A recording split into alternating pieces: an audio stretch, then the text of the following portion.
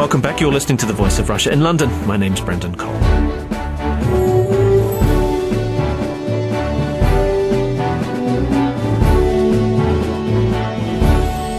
Now, Britain's Foreign Secretary William Hague has accused Argentina of bullying behaviour towards the Falkland Islands. He promised never to negotiate over the island's sovereignty unless their people called for it. A referendum will take place on the issue next month. Meanwhile, Argentina's Foreign Minister Hector Timerman refused to attend a meeting with Mr Hague in London because representatives of the islands were present. He said that as far as Buenos Aires was concerned, Falkland Islanders, quote, did not exist. Mr Hague has said that the Argentine government's refusal to hold talks over issues such as fishing rights and oil exploration was a counterproductive approach. Argentina claims sovereignty over the islands, which it calls the Malvinas. The referendum next month will almost certainly conclude that the Falkland Islanders want to remain a British overseas territory. But what about the future? Will Argentina continue their threats? What can the UK do?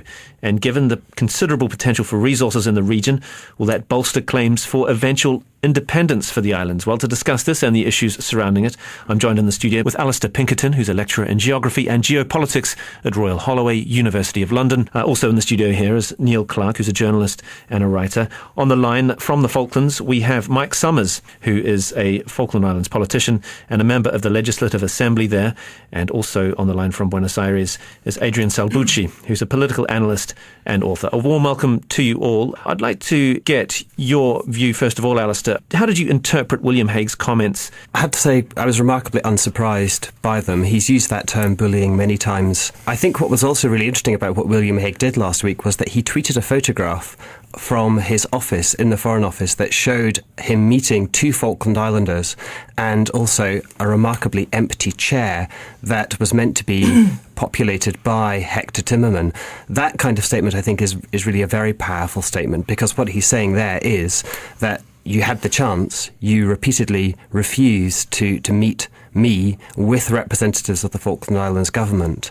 And in a way, he's saying to the world, we are approaching Argentina with an open hand here, and it's up to them now to come to the table. Mike Summers, Mr Hague did describe a community that's nearly 200 years old, which is determined to remain British. Did you see it that way? Well, look, we've been here for over 9 generations in some parts of our families now. I'm a 6th generation Falkland Islander. Yes, we're British, but we're Falkland Islanders first. That's not surprising. It certainly won't be surprising to most people. You can be a Yorkshireman and British, you can be a Scot and British. We're Falkland Islanders and British. We're a people in our own right who have the right and the responsibility to make our own decisions. So I'm not surprised that William Hague has sort of fought back in this way. Mr Timerman's been making a number of slightly extraordinary statements, including a statement that we didn't exist, and then that we're Argentine, and then that we're implanted, and then we didn't exist again. So I don't think he can quite make up his mind who we are, but we're very clear. And what's the impact of this on Falkland Islanders themselves? How are they feeling about this ramping up of words? It's been going on for years. We're kind of used to it. I sometimes describe it as being a bit like having to commute on the Underground to central London every day. It's there, it's an irritant, and for us it's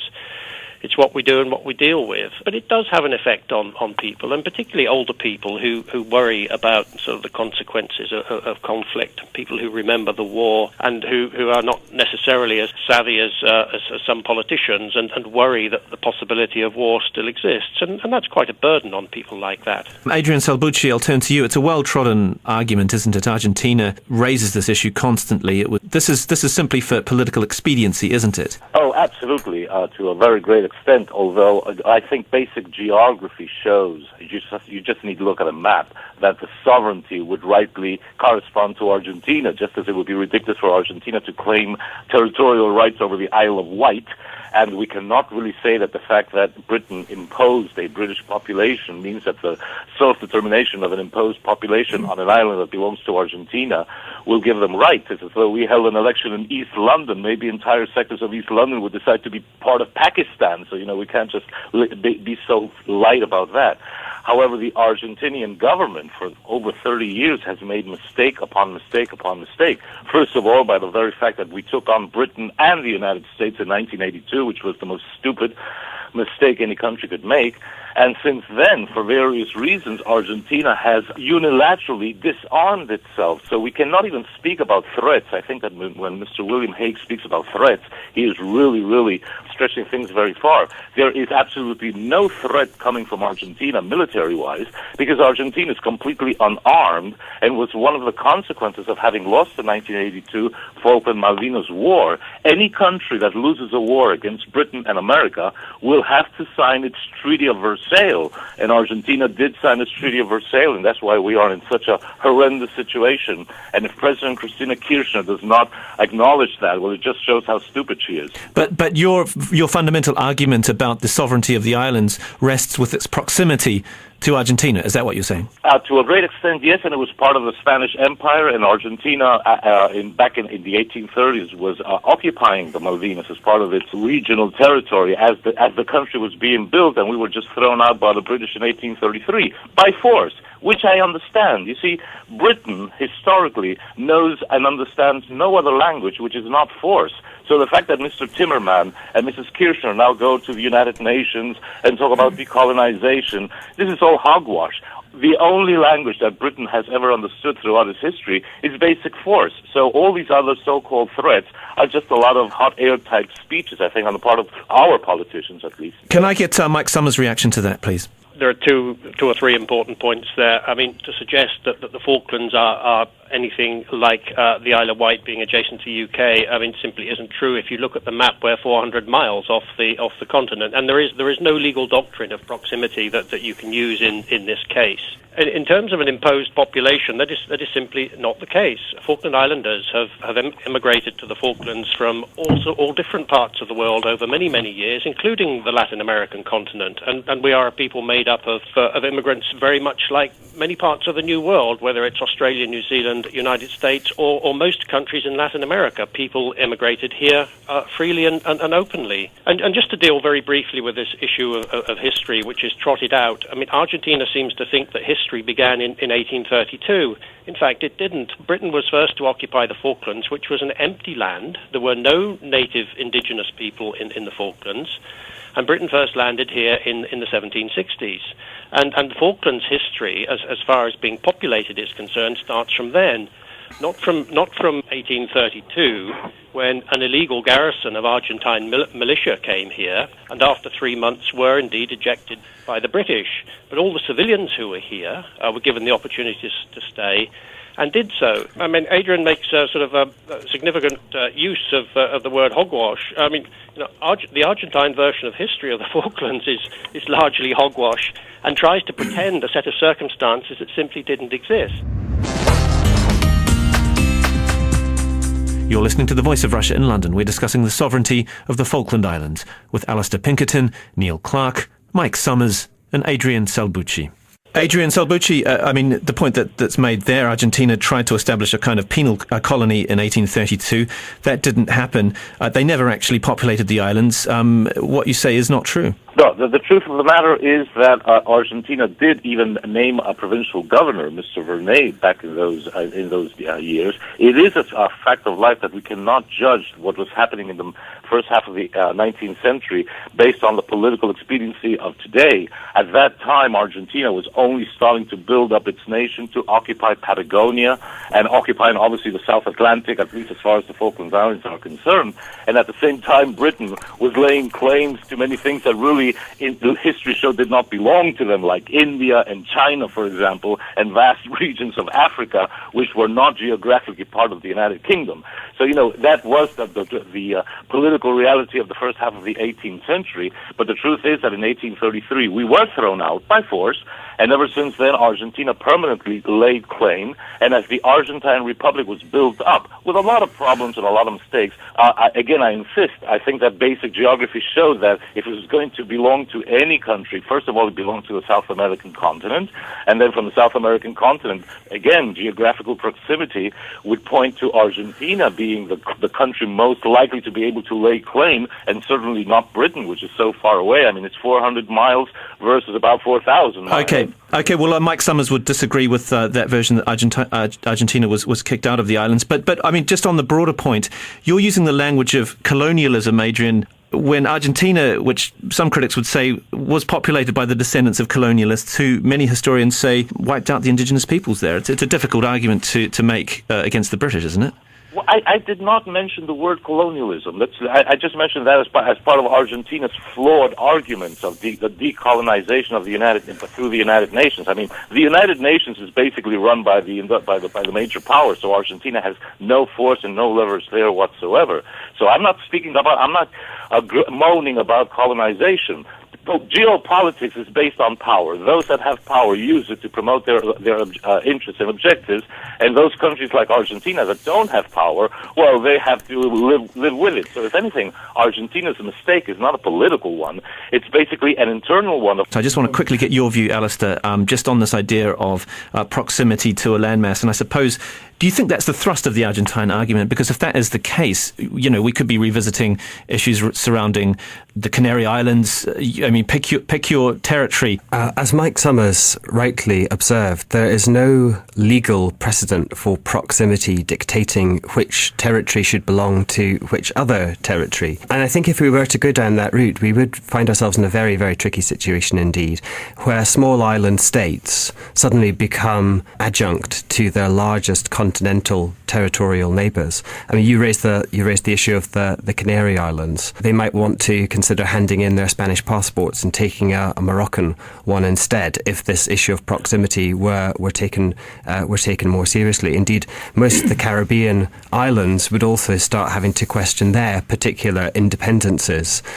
It's not something that stands up to any kind of international scrutiny, but yet it is one of the main tenets upon which Christina Kirchner has been talking about the Falkland Islands in recent years, along with that historical narrative that we've heard a little bit about with the years 1832, 1833, continuous claims, etc., etc. I think, to be perfectly honest, most the geographical rationality, in inverted commas, that Argentina puts forward is laughable, as is the historical narrative in most part. And Neil Clark, what do you make of the idea that these dates are trotted out? Is that really where the strength of the debate lies? I don't think so. I think it's 2013 now, and I think that if we've got a half-hour program, and if we could talk hours and hours about the history of this in the 19th century, about who the islands really should belong to, what happened in 1822 and 3. We've all got different interpretations on that.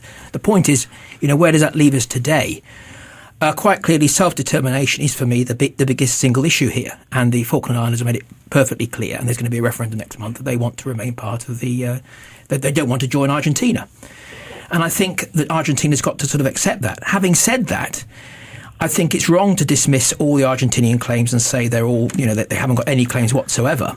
The solution must surely be to find some kind of framework whereby we can have some kind of agreement with Argentina, with Britain and Argentina, perhaps over mineral rights, fishing rights, etc., while maintaining the status quo regarding the sovereignty of the Falkland Islands. I think that would be achievable. And what do you believe is the crux of Argentina's claim? I think the crux of their claim is, as you've heard from Adrian, that historically they did have the islands at one time. I know. Although that's disputed, that they never actually had the islands and they were never populated by Argentina. It is disputed. As I said, we could spend hours and hours on this. I think that prima facie they do have a case. It was a colonial acquisition, if you like, from the British. But that doesn't mean that now in 2013 we've got to say to the people there, look, it was a colonial acquisition. Some people say it was, therefore you've got to go back to Argentina. I think that would be outrageous because of the rules of self-determination. I'd just like to point on one more thing about what we talked about. Why is this coming up now? And I know, Brendan, you mentioned about the Argentinian angle, about the economic situation there, and this is a real kind of great diversion for them. I think it's also true here, too, in Britain, that William Hague and David Cameron, I think it's a good issue at this time for them, because as we know, the economic situation here is very bad.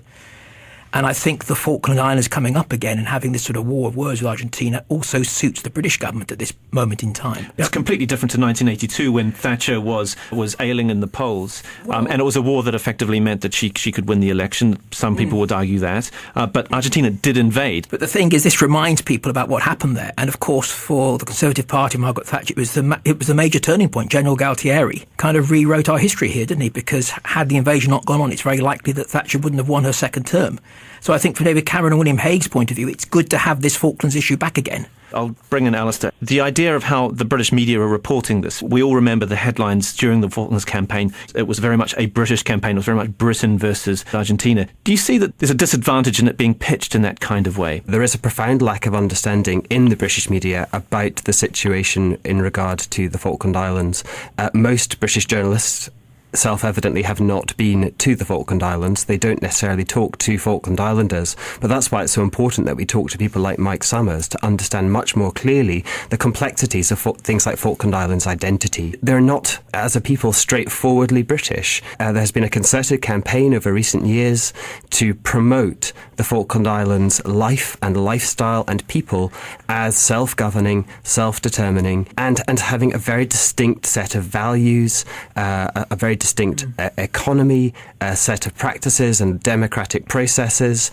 Identity is complex, and I don't think that reading the headlines in the Daily Mail or the Sun and the simplifications that they inevitably get into is going to reveal terribly much about those complexities at all. Well, Mike Summers, I'd like to get your view on how the British media are reporting this latest spat. Do you see that the British media are reporting this in a very simplified way? That obviously varies between media outlets, and some are more thoughtful than others. But I'd like to pick up on a point that both Neil and Alasdair made. That is that the days in which one country owned another people have long since gone, and it's not actually very helpful for us to have this as a spat between the United Kingdom and Argentina. The real issue here is a fundamental issue of human rights. We are a people in our own right. We've been here for up to 9 generations, some of us. We have the right to self-determination as set down in the UN Charter. The way to see the issue of the Falklands is, what do the people of the Falkland Islands think? What would they like for their future? And how then do we assist them to achieve that? I mean, that's how we should be going about this issue. And you're absolutely right that if it's reported in the UK press or the Argentine press in some kind of sort of jingoistic manner, it's the Brits against the Argies again, that is very, very unhelpful for us, and that's not how we see it. It's not helpful, but unsurprising, I suppose, given the number of British casualties. Britain paid a price to secure the islands, and I suppose their interest feels a bit more vested than that, perhaps. Do you think that's a problem? We do understand that. The Falkland Islanders are very grateful for what the government of the day did. We, probably more than anybody, apart from the families of those who lost people here on both sides, deeply regret that war. It was not of our making, and we do understand this sort of British feeling of support for the Falklands, which we rely on, and is terribly important to us. But that is not going to provide any kind of solution to this debate. And as William Hague and Mr. Cameron have said, the solution to this debate lies in looking at the UN Convention, looking at the human rights situation, looking at best practice in the world these days. How do people deal with these kinds of situations? You look at what's right for the people. And for Argentina, as it tries to do, to just sort of brush off, 200 years of living and making this country what it is as being some kind of implanted British population, it simply doesn't wash. Adrian Salbuchi in Buenos Aires, there's a search for oil and natural resources ongoing. If significant amounts of these kinds of natural resources are found, what do you think Argentina will do? Well, as we were just saying a few minutes ago, the mainstream media, both in the UK and in Argentina, are very, very bad at reporting what is actually happening. I think that we're just delving as though we're just over the human rights of almost 3,000 Falkland Islanders, and we're missing the point that this is really not so much about the Falkland Islands, but it is about oil, it is about Antarctica, which has incalculable riches, and it is even about Patagonia, which is completely undefended by Argentina at this very moment. So yes, oil and other natural resources certainly do have much to do with the whole thing, and I think it does smell of oil, as many politicians both in Britain and Argentina have been saying. But alas, that is a fact of life. The point here is, and Mike was saying about best practices, and I think we have to keep in mind that if Libya, Iraq, Afghanistan and the former Yugoslavia are an example of NATO and UK and US best practices, then we're really in trouble as a global civilization.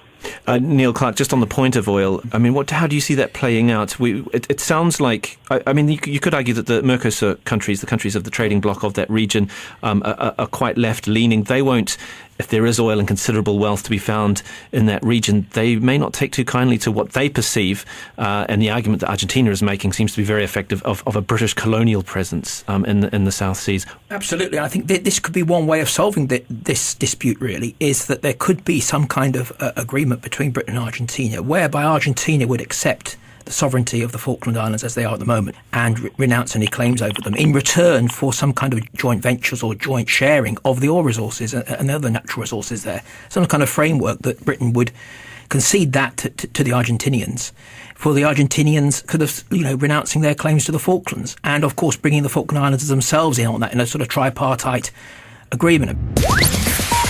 You're listening to The Voice of Russia in London with me, Brendan Cole. We're discussing the sovereignty of the Falkland Islands with Alasdair Pinkerton, who's a lecturer in geography and geopolitics at Royal Holloway, University of London, Neil Clark, who's a journalist and writer. On the line, Mike Summers, who's a member of the Legislative Assembly for the Falkland Islands, and Adrian Salbuchi, who's a political analyst and author based in Buenos Aires and founder of the Argentine Second Republic Movement. Mike Summers, what do you think of that view? I think there may be a misunderstanding of the Falklands' constitutional position. Britain doesn't have the right to give away the natural resources of the people of the Falkland Islands. They belong to the government and people of the Falkland Islands. There is already an opportunity for Latin American countries to take part on a normal trade basis in hydrocarbons exploration in and around the Falkland Islands. You don't have to own the resources to get substantial economic benefit from it, and the likes of Chile and Uruguay and Brazil and even Argentina could get substantial economic benefit from having a friendly approach to looking after the natural resources of the Southwest Atlantic, making sure we do it in the best possible way, and getting economic benefit from taking part in the whole exercise. The Falkland Islands will need some kind of expertise and help from the United Kingdom, though, won't it? We will certainly need help and expertise. We will certainly procure a proportion of it from the United Kingdom, but we will also procure that expertise from the United States, from Norway, and from other countries that have the relevant expertise in how to produce hydrocarbons safely offshore. The argument shouldn't just be about who gets the royalties, which at the end of the day are a relatively small amount of the value of the oil. The argument could be about how other countries in the region can set themselves up to benefit from the development of a hydrocarbons province in the Southwest Atlantic. You don't have to get into some intractable international negotiation about ownership of the resource to be able to take benefit from it. I'm going to ask Mike, would he be in favour, though, of some kind of deal with Argentina on the sort of natural resources front, with the Falkland Islands government saying to Argentina, look, let's do joint ventures here about royalties, about exploration, in return for you renouncing all your claims to the Falklands? Falkland Island government has been very open for discussions with Argentina. I was present in the UN in June of last year and presented a letter, or attempted at least to present a letter to the Argentine delegation, inviting them to discuss issues of mutual interest in the Southwest Atlantic that could include such issues. One of my colleagues tried to do exactly the same last week in London. The Argentines simply refused to engage. It's not a mature approach. This has to be a three-way discussion if we're going to make any progress at all on practical issues, and that's the place to start. You start talking about practical issues, how to preserve fish stocks, how to produce hydrocarbons, things like communications and the like. Start with the practical issues, and the rest will follow. But simply beating somebody over the head with a stick, as Argentina has attempted to do since the beginning of the Kirchner regime, doesn't bring anybody on side and won't lead to any kind of progress. I'd like to get the view of Alasdair Pinkerton on the referendum which takes place next month. You're going to the Falkland Islands for that referendum. What do you think will happen? What kind of statement of intent will be made by the Falkland Islanders? I don't think it takes a genius to try and figure out what the result of that referendum might be. I mean, the question is to Falkland Islanders, do you wish to remain a British overseas territory? And I think from what we know, the vast majority of Falkland Islanders will wish to remain a British overseas territory. I think that the interesting questions are, who is this referendum meant to be for, in the sense, who will listen to the result? First of all, it's a real reminder to people in the United Kingdom that we have, in the South Atlantic, a population who still consider themselves to be, admittedly, in a complex way, British. They still wish Britain to retain an interest there in terms of representing the Falkland Islands on the international stage to some extent, and also in providing the defence. Clearly, one nation that will not be adhering or acknowledging the result of that referendum is Argentina, because one of their primary initiatives throughout all of these campaigns has been to fail deliberately to acknowledge the Falkland Islanders as a people, to not accept letters, to leave empty chairs at discussions. It's a very powerful message, but it's one that, on one hand, looks immature. On the other hand, it is what the Argentine government thinks it has to do in order to maintain this as a bipartisan negotiation between Britain and Argentina. It is upon that basis that all of their other arguments rest. By maintaining this as an inverted commas colonial dispute, then they get around the issue of self-determination and the inevitable UN decrees that dictate self-determination as one of the routes to independence. Mike Summers, do you see the people of Falkland Islands thinking of this referendum as a way of sending out a strong message? Absolutely. It's a way of engaging the international community in thinking about the Falklands as a people and thinking about this issue in terms of the Falklands and not in terms of a dispute between the UK and Argentina. And I think a number of Latin American countries actually will respond. How far they will come, we don't know. But I think a number of people will respond to the argument that says, look, don't see this as a dispute between Britain and Argentina. See this as a self-determination issue for a bunch of people who've been in that land for all of that time and made it what it is and have the right under the UN Charter to self-determination. And Adrian Salbuchi in Buenos Aires, the Argentine president said it has no interest in any kind of military conflict, but the president did encourage Argentines to use their creativity to persuade the world. What do you think that means? There can be no doubt that practically all governments in Argentina since 1983, since democracy came back to the country, have mishandled the whole issue over the Falkland Malvinas. The Kirchner government particularly so. I in no way agree with their policies. It is a fact of life that there is absolutely no way that Argentina can bring the military stage to bear because we have no military potential whatsoever. That creativity is probably something in Mrs. Kirchner's feverish mind. I can't interpret what on earth she was talking about. It's good that all these arguments should be set forward and that all these points of view should be voiced at least. And I think that the fact that Argentina does not want to negotiate the issue with the Falklanders is understandable because the conflict was not with the Falklanders themselves, it was with Britain, and the war in 1982 was not with the Falklanders. Again, it was with Britain, so it is a bilateral problem between the United Kingdom and Argentina. Neil Clark, this idea that President Kirchner is promoting, I suppose, could be termed soft power. We saw the video of the Olympics, the Olympic hopeful last year doing calisthenics and leaping around Stanley and all that kind of stuff. Do you anticipate this kind of thing happening a bit more? Argentina continuing to make this pledge on the stage, or do you think it might die down once the Argentines go to an election later this year? Well, I think we've got to contrast the situation back with 1982 when we had basically a fascist junta in power in Argentina. And obviously the situation's changed now because Kirchner is a democratic leader. So I think that the card will continue to be played as long as the economic situation, it doesn't matter who wins in Argentina in the elections, I think that this is always going to stay up there because it's a very, very handy card to play a diversionary tactic. It's about self-determination at the end of the day, regardless of the arguments that we take about what happened in 1832 or 33. You've got 2,841 people there, and probably 2,840 of them want the status quo to remain. So it should really be the end of story. Well, sadly, we've run out of time. I'd just like to thank my guests, Neil Clark, who's a journalist and writer, Dr. Alasdair Pinkerton, a lecturer in geography and geopolitics at Royal Holloway, University of London. On the line, Mike Summers, who's a politician in the Falkland Islands, a member of the Legislative Assembly there, and Adrian Salbuchi, who's a political analyst and author, on the line in Buenos Aires. Thank you all very much for joining me, Brendan Cole, on The Voice of Russia in London.